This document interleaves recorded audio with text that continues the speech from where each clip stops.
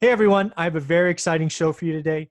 I have someone involved in the real estate industry. She's a broker, owner, mentor to lots of different real estate agents. And with everything going on today, she was gracious enough to drop everything, fit us in today. So let's welcome Joanna O to the show. How you doing, Joanna? I'm good. How are you today? I'm doing very, very well. So why don't you just do me a favor, give kind of who you are, what you do, where you live, uh, what's your role with Keller Williams, and we'll go from there. Awesome. So my name is Joanna Odabashian. I am the team leader, CEO, and co-owner of Keller Williams Fresno. I have been in the role since 2009 when our small boutique office became a Keller Williams office. I'm a third generation realtor. Every person in my family is licensed. And so I've been doing this for a while. Before real estate, I was a teacher. I taught second language learners how to speak English. And in 2006, I cold turkey jumped into real estate because I wanted to take advantage of learning from my grandpa and my mom. And now I have 152 agents here in Fresno. Last year we did 1,732 transactions, and we want to do more. There you go. Wow, there's so much there to kind of peel back the onion. First off, jumping in 2006, I was a buyer in 2006. I would say that was right at the peak, right? We're talking probably months of the peak. Is that how you remember it as well? Yep, that's how I remember it. It was super easy. You put it in a yard, 12 offers, and you're like, wow, this is amazing. I'm magic. Yeah. Yeah. But also, And then yeah, go ahead. and then it just tanked. Yeah, but the good news is you stayed in, right? The other thing I was going to mention is 2006 was probably the peak of, what would you say, licensees? Is that the right term? Um, Yes, I think everybody got their real estate license. And when I left teaching, I left February 17th, 2006. So okay. mid-year, Yeah. I had several friends follow me. And Yeah. they thought, oh, wow, this is going to be easy. We'll make more money. Or they thought they could continue teaching and do real estate at the same time. But quickly the market shifted and it wasn't easy anymore. Yeah. And That's so they went back to teaching and I grew a company.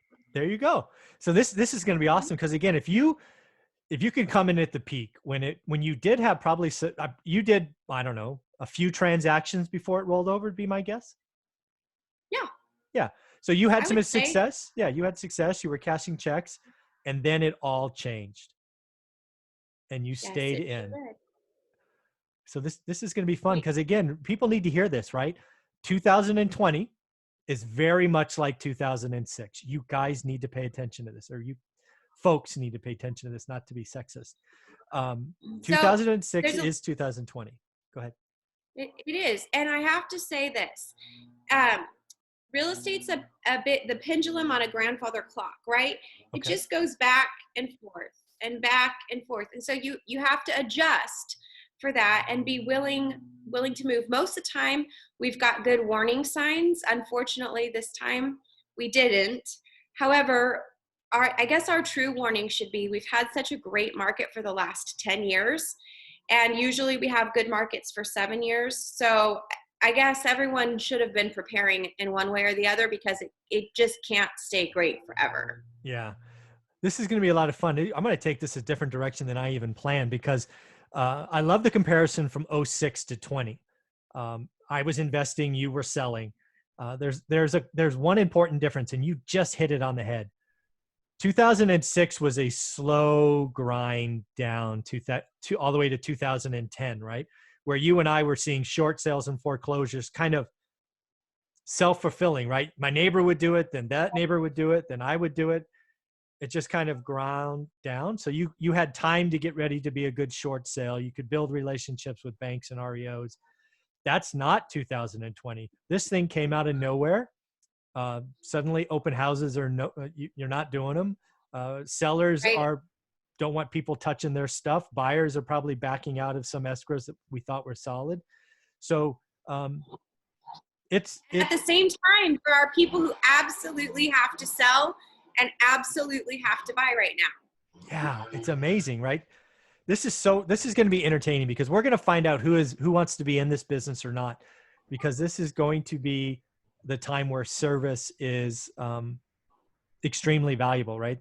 2006, Yeah. when you joined, it was put a sign in the yard and sell. 2019, put a sign in the yard and sell. The world is now different. Well, Because and you're right. remember also, we had inflated home prices too. I Yeah, mean, it was crazy. I remember selling the house that we were living in and thinking, holy cow, I can't believe we're going to make $192,000 on this house that we've only owned for 2 years. And then the reality struck when I went to buy the next house, because that price was yeah, sky high. And I remember thinking, all right, well, if you sell high, you're going to have to buy high, right? That's yeah, just the reality of that game. yeah, exactly, exactly. But you're right, because when you look at the real estate is one of those things that you might want to buy and you might want to sell, but if you don't have to, that has fallen off. But there is that middle, that life events happen, death, divorce, job change, marriage. There are reasons that you have to buy or you have to sell. And I believe for the next 90 days, it is those agents and investors, frankly, right? You represent agents, I represent investors, that can find, communicate, and serve those buyers and sellers that will win, because you will build relationships for life if you can help them and serve them in this kind of environment. Would you agree? Yeah, I would agree. And I would say to the real estate agents out there, the one thing that you have to do right now is you have to look at the market. And you might have to sit down and make a nice little T chart for yourself and say, okay, who are the sellers right now? Hmm. And I say start with the sellers because that's going to help you answer the next question. And that question is, who are the buyers, right? And so you've got to say, who is selling? Why do they have to sell? What's their motivation? What's the time frame? So you got to get real specific on that, and then you can ask yourself, who are the buyers, Mhm. and you can start making matches. Yeah, no, But you've got to go where the market is, and some real estate agents are not going to be willing to do that. yeah, this is a time where the business world just shook. Who moved your cheese, whatever you want to call it, right? It just happened. It happened. The good news is it happened to everyone, right? This is not a oil shock to Texas or the government closing bases in San Diego. This is all right. The world changed. It changed for everyone. Nobody has an unfair advantage or not. Who's going to do the work? You can sit down, Right. complain, watch the news, or you could get down and do a what'd you call it? A T chart? Is that what it was? Make a T chart. Yeah. Yep. So Who you are the want to tell buyers? people, there you go. Tell us what that is, because I never heard that phrase. Sorry. Oh, it's an old teacher term. It's where you draw a line down the middle of the page and you make a T, Yeah. right? And then Like what? pros and cons, Ah, there right? we go. Got it. Yep. The T is going to be who are the sellers, and you're going to make a list of that. And then who are the buyers, and you're going to make a list of that. Very, very cool. There you go. I like that. Yeah. What else would you recommend for an agent? Let's assume there's an agent that's been in the business less than 2 years. So they saw 2018 and they saw 2019, both phenomenally good years to be a real estate agent. What could you tell them, having experienced 07, 08, 09, which were horrible, horrible years? Remargin your expenses right now. I sit down with agents all the time and I do technology audits. And goodness gracious, my gardener is coming into the backyard. Can you hear It's a, that? you're fine. It's just a low hum. Don't worry about it. Okay, sorry about that, everybody. So I do tech audits with our agents and with outside agents. And one of the things that I am constantly blown away at is how much money agents spend on things that they don't need, or tools or resources that they think are important to doing business, but in fact, they're not doing anything to help them with a return on investment. So I would say to any new person out there right now, and there may be some who say, oh, Joanna, thank goodness I'm not implementing any technology. And then I would say, well, let's go and let's look at your personal life Yeah. then. And let's look at that, because I know you're spending money on apps, on Audible, on all sorts of services. And if we can have that talk and figure out what you're using, then I'm sure that we can go and we can look at your business and we can find some things that you need to do away with. Mm-hmm. And take a close look at those.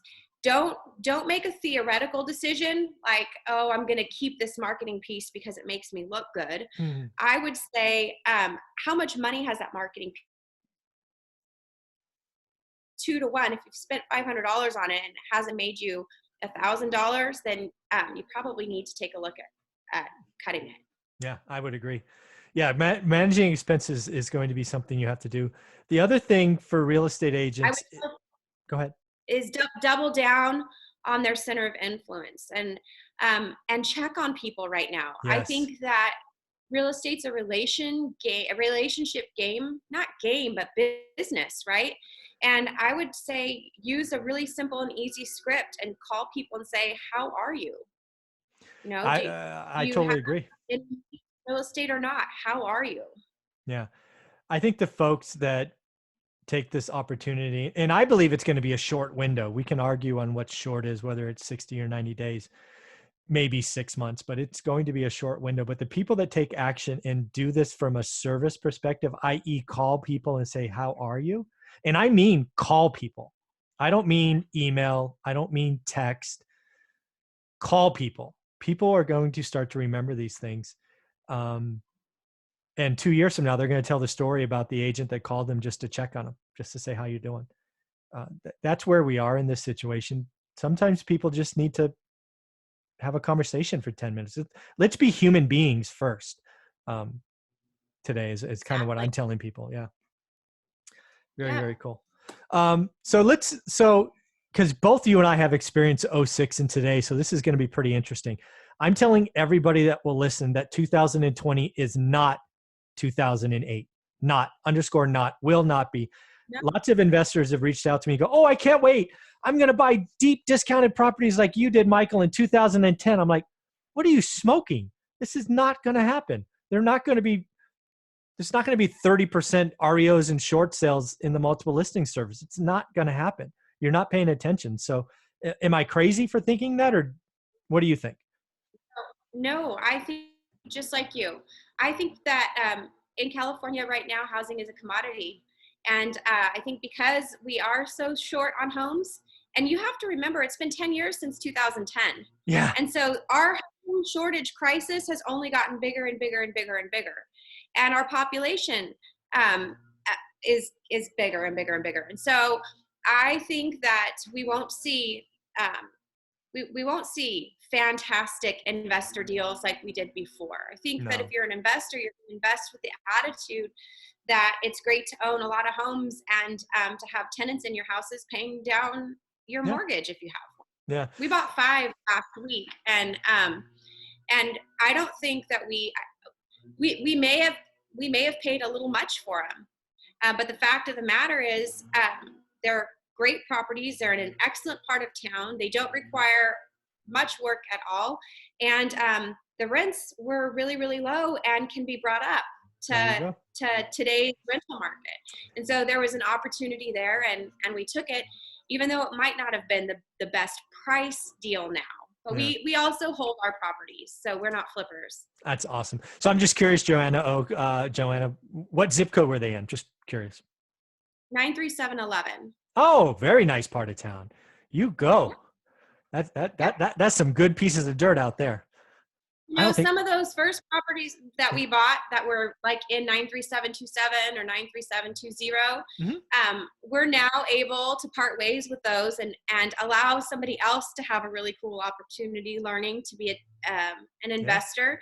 And we can take our proceeds and move to another part of town. Yeah. And now when you say proceeds and move, you're talking 1031 exchange, I'm assuming. Yes. Smart. You're a genius. All right. So let's go back to 2006 to 2020 or 8 to 2020. So we're not going to see the same kind of inventory. Also, again, I think you bring up a great point. 2020, like January 1st, 2020, we came into across the country record low inventory. And I believe I checked Fresno probably late January. It was record low inventory as well. Do I remember that correctly? Yeah, you remember it correctly. What else do you remember? Yeah, I'm just making sure, right? So the reason I bring that up is because I think we are actually about to post another record low inventory, because this is my thesis that I want to check with you as a broker and an investor. I'm just going to pick round numbers. Let's just assume there was 1,000 listings going into this, and that was a record low. Call that February 1st. Where I think we're going to go with this come May 1st is probably like 600. because there will be people that don't have to sell, that don't want people coming in their house and touching their stuff, that just go, whoa, wait, pause. So they're going to take inventory off the market, is my guess. And what, just like we said earlier, that's going to leave the 600. Investors call them motivated sellers. You call them whatever you want. They're certainly more motivated because they're in the have to sell bucket. Is that kind of fair logic? Oh, and then, oh, by the way, the new listings that would normally come, they're going to hold back as well, right? They're going to be like, ooh, I don't want to list in this environment.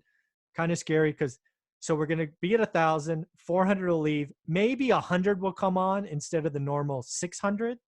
So we are going to be in a record low inventory come like May 1st. That's the only way I see this playing out. Do you see it any differently? The only way I see it differently is if they've refinanced in the last year or taken advantage of low interest rates, because they may change their mind and they may say, all right, I'm not going to play your investor game. I really don't have to sell.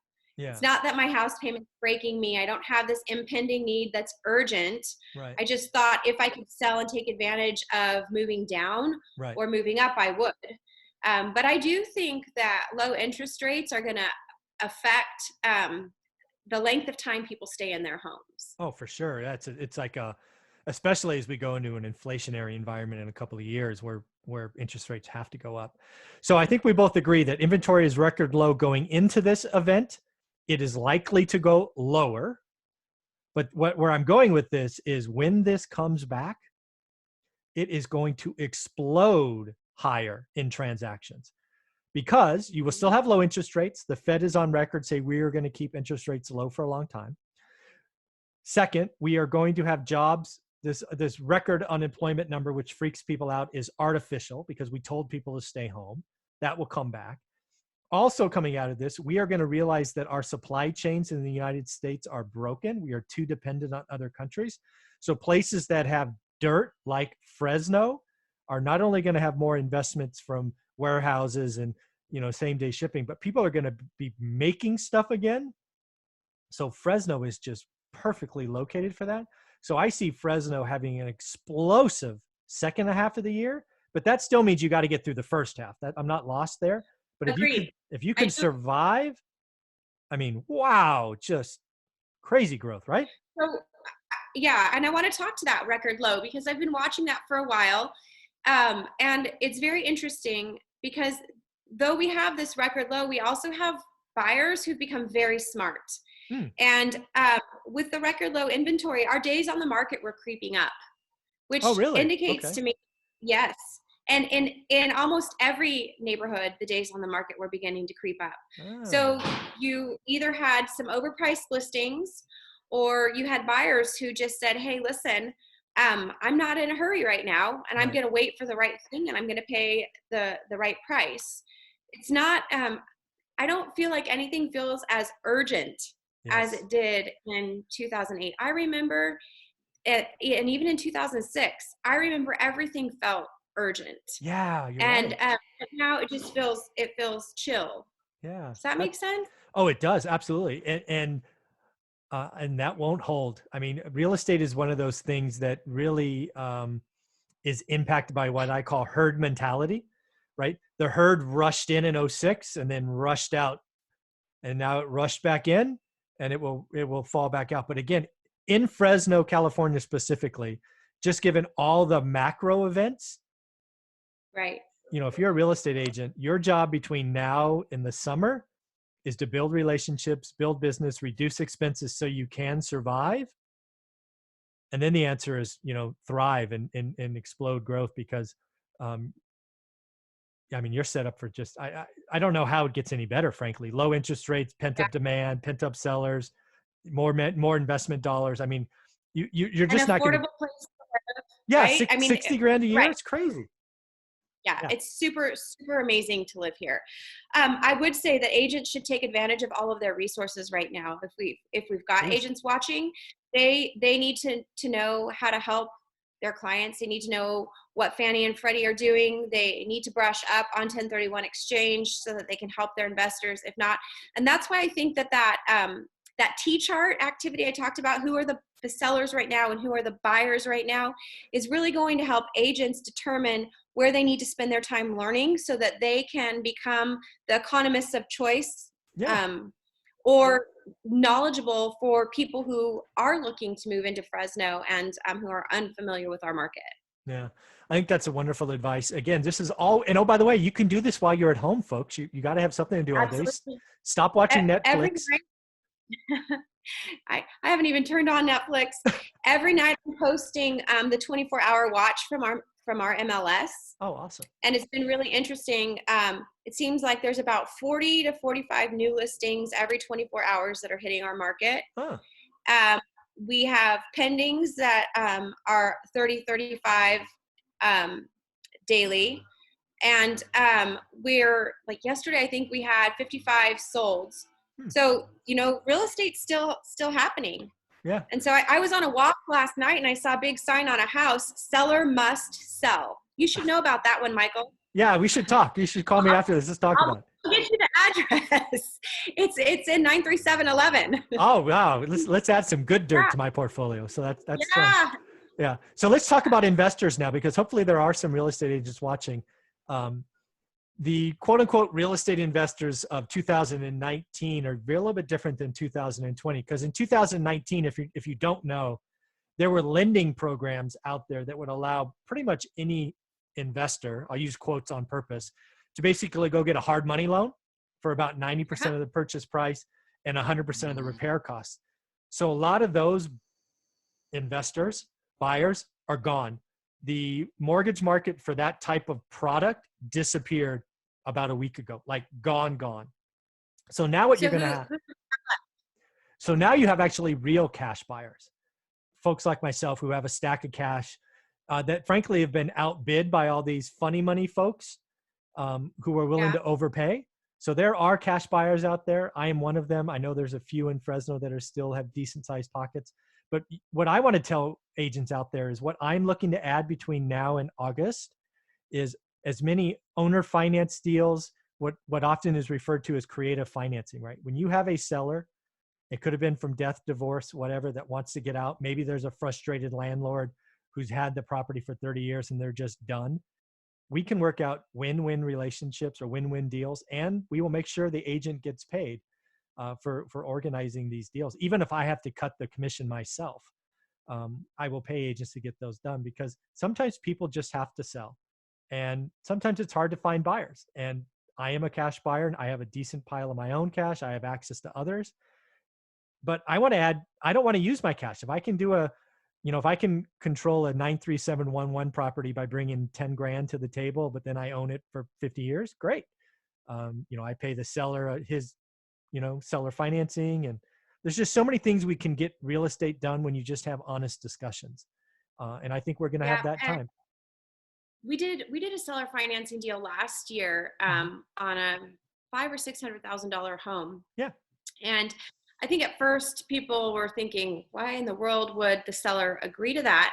But over the term, it ended up making him, I want to say, between $85,000 and $100,000 more. And he said, I couldn't make that in the stock market because he's a pretty safe, not risky guy, or in any bank account. And I believe in my house and I love my house and I want to be in San Diego. And so why wouldn't I? Yeah. So I get that. I know who you're looking for, and I'll keep my eyes open. What about people who have decided that they don't want to play the market? I mean, I know that it's better and it's improving over the last few days, but remember when that happened last time and everybody lost their retirements, and I mean that was part of the reason we had so many sales and foreclosures. Yep. But are you seeing more people pulling out of the stock market and wanting to play the cash investor game? So I think that is certainly coming. I think right now the drop, so again, just like 06 or 08 to today, the 08 drop was kind of like death by 1,000 cuts. This was a 30% drop, record fast. I don't think a lot of people had time to get out. So that's a little bit different. Certainly real estate will cash flow, what I call affordable rental homes. People are going to start going there again because the greed in the market, it's just a big casino. Lots of people once badly burned will never go back. And I'm one of them. I got burned in the .com crash to the tune of 6 figures, and I haven't been back since, which means I missed huge runs and all that stuff. I get it, but I'll never go back. And And now there'll you're be, investing in what you know and what's done well for you. yeah, I'm also much more comfortable investing in real estate yeah, because prices may drop. I'm not so concerned with that. I know yeah, that if I just hang on and wait in real estate, I have an asset. yeah. As long as your debt structure is fixed, the people that will be in trouble, just like last time. And again, I don't know if you saw it in Fresno, but I saw it in the Silicon Valley. There were people flipping back in like '06, '07 that had multiple 7-figure projects going on, that once the first domino fell, they lost everything because they had high carrying costs and all of those things. So if you can conservatively finance with a 30-year fixed rate mortgage or seller financing, um, life is good. I mean, I bought a whole portfolio from someone, a whole like 15 units, 15 houses. I bought them all. We did one seller finance note because he owned them for 30 years. So what that means for a landlord is he had no more depreciation, right? Right. So if he was going to sell I was all, hoping. yeah, if he would have sold off 15, he was going to take a monster tax hit. Real estate agents, you need to know this. If you have somebody that's owned the house and they're a landlord and they've owned it for 30 years, it's 28 and a half, whatever the term is, they can't depreciate it anymore. And oh, by the way, they really can't sell it because it's like they get crushed in taxes. You need to tell them, hey, there's a better way. Let's think about seller financing. You can get income still, lower your tax hit year in, year out. And oh, by the way, you have great security and something you have, and you have no headaches. You've given away the daily landlord headaches.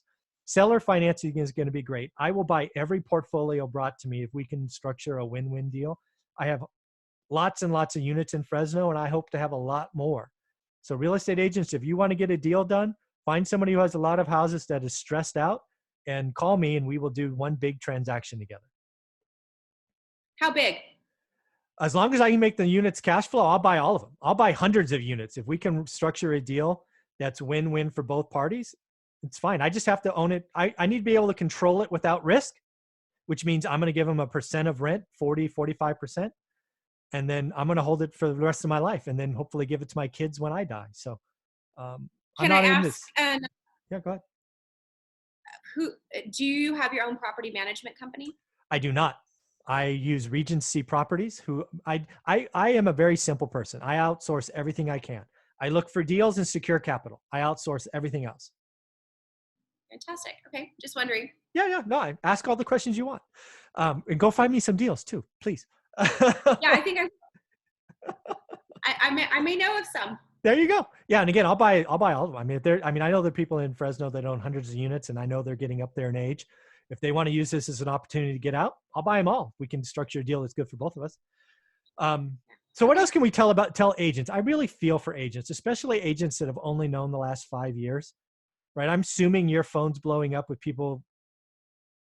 I mean, either they're going to stick their head in the sand or they're going to cry and whine or they're going to just get to work. And I'm worried about the first two categories. The ones that just get to work, good. I'm worried about the first two. Anything we could do to help them, or maybe some advice you gave someone that was in one of those situations? Yeah, don't be a turtle. Don't Be pull a your turtle. head back in your turtle shell. Don't be a turtle.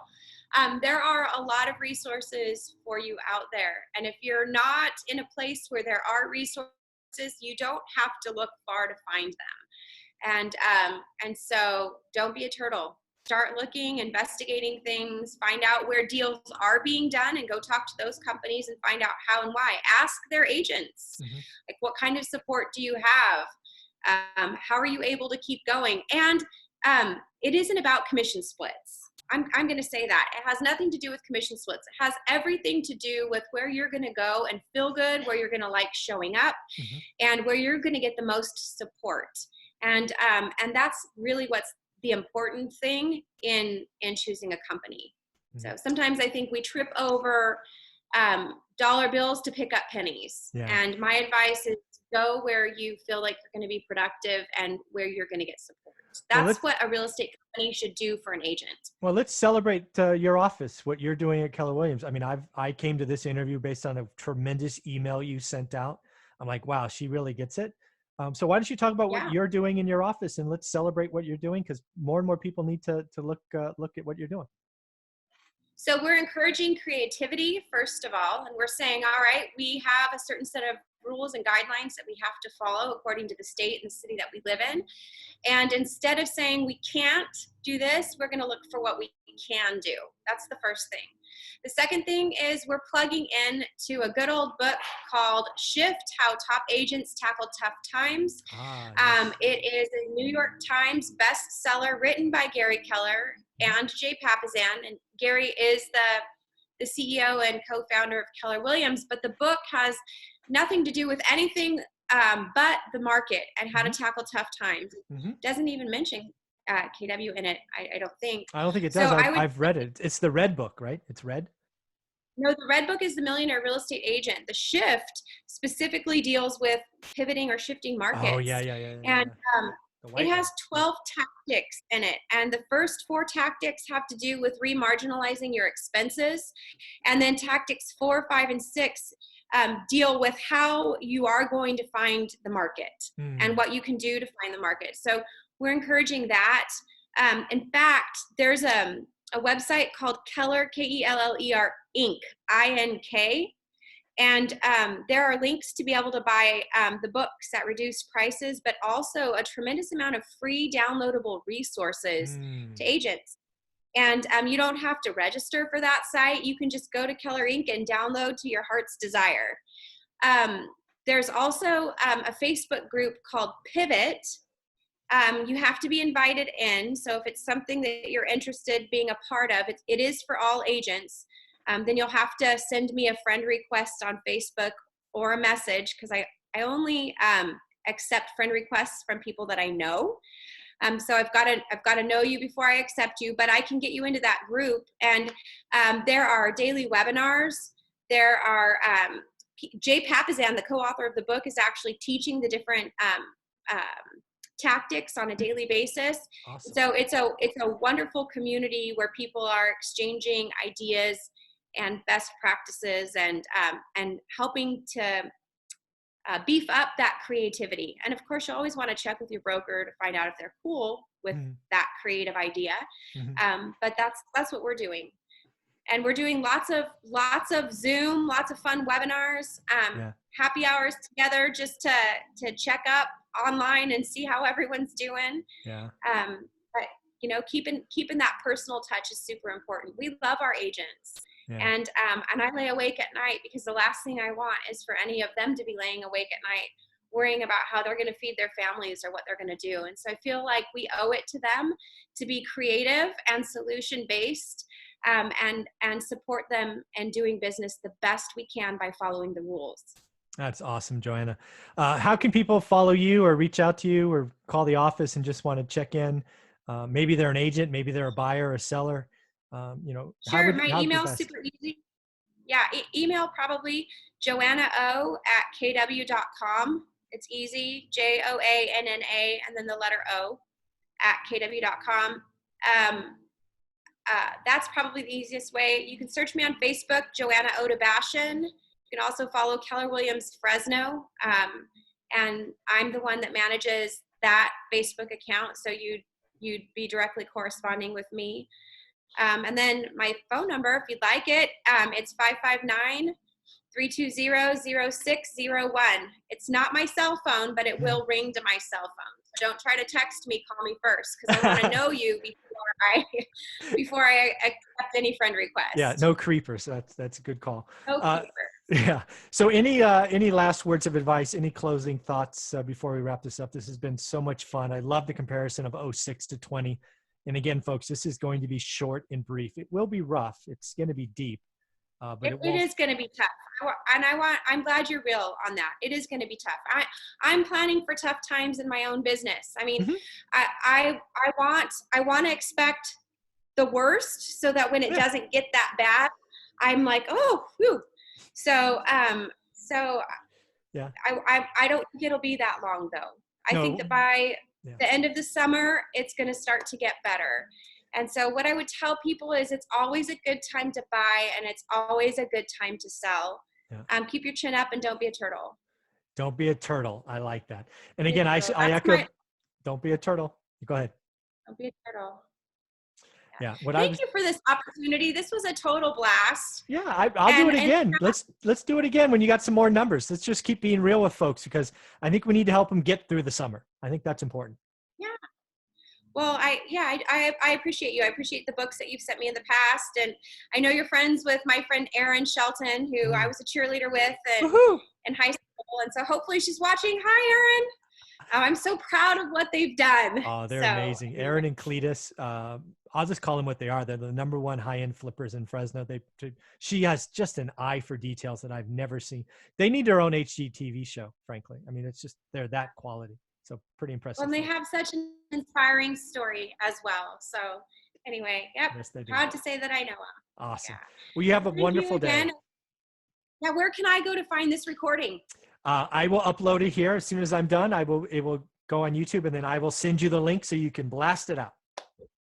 All right. Thank you so much, Michael. Have a Thanks, sir. wonderful day. You too. Bye-bye. Okay, bye-bye.